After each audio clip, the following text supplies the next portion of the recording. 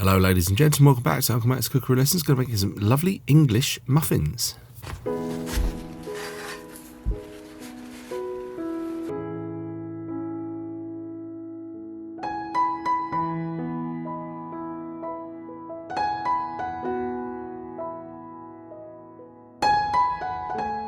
Right, in this video I'm going to be making English breakfast muffins. You know, the ones that go with eggs Benedict.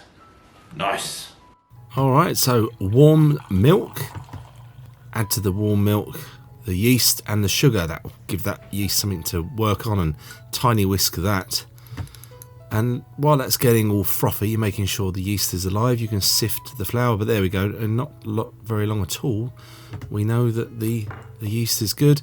That's the melted butter, but that wasn't hot. I made sure it was sort of just warm by the time it went in there. We don't want to kill the yeast, do we? After we made sure it's alive. Right, so yeasty mixture into the sifted flour. I suggest you do this in a bowl with a spoon. Obviously you can use a stand mixer if you like, but I think this is one of those occasions when it's better by hand. The salt went in at this stage, so we've kept the salt and the yeast apart for a little while, which helps the yeast do its job. So the recipe clearly stated. Now this is a Paul Hollywood recipe. I will give a link to his page or where I found the recipe from, but it said on there, keep extra milk. You may need extra milk to bring this together because you want a tacky dough, and these things vary. So, you know, hand kneading, this is the technique, and I'm looking at this, so this is definitely a dry dough, so we need to add some. So I'm adding like a couple of teaspoonfuls there, and bear in mind I halved this recipe, so this is just for 4 muffins.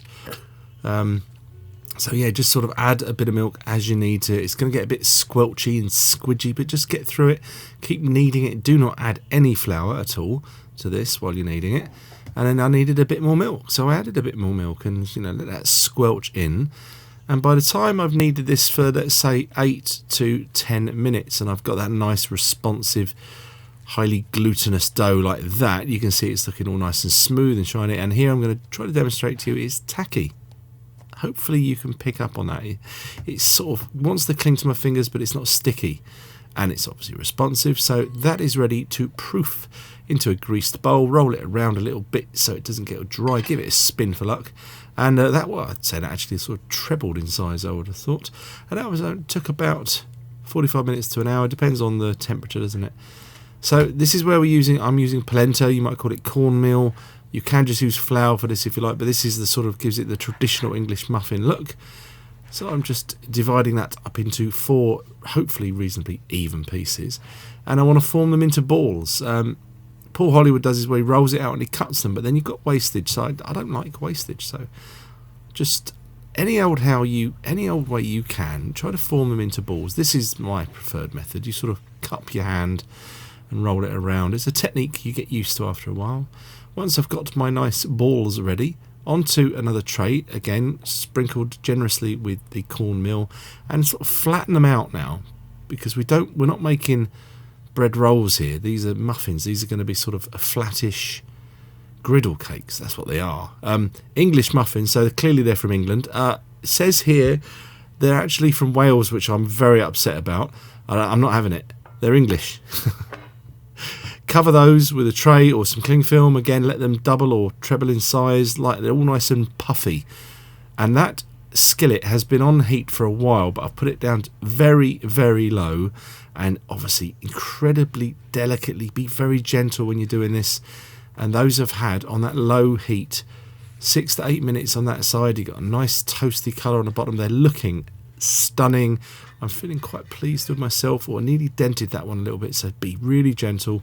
And again, another 6 to 8 minutes on that side. If you feel that they're going too quickly and you can't turn your stove down anymore, you can always put them in the oven on about 180 degrees, about 350 Fahrenheit, and just give them another 5 to 10 minutes to finish off cooking. But those are ready.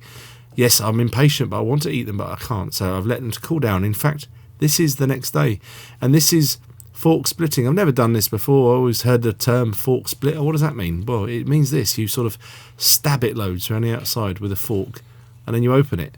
I mean, to be honest with you, why would you bother? Why don't you just get a serrated knife and cut it? But look, that looks nice. Very pleased with those. So very quickly, hollandaise.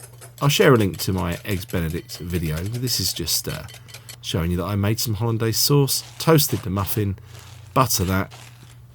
What next? A put it on a plate. Yeah, put it on a plate, Uncle Matt. Duh. Some ham, very nice ham there. Poached egg, of course. Bit of seasoning on there. And then we're going to add a bit of the hollandaise on top of that. And I'm going to hand you back over to me for the tasting.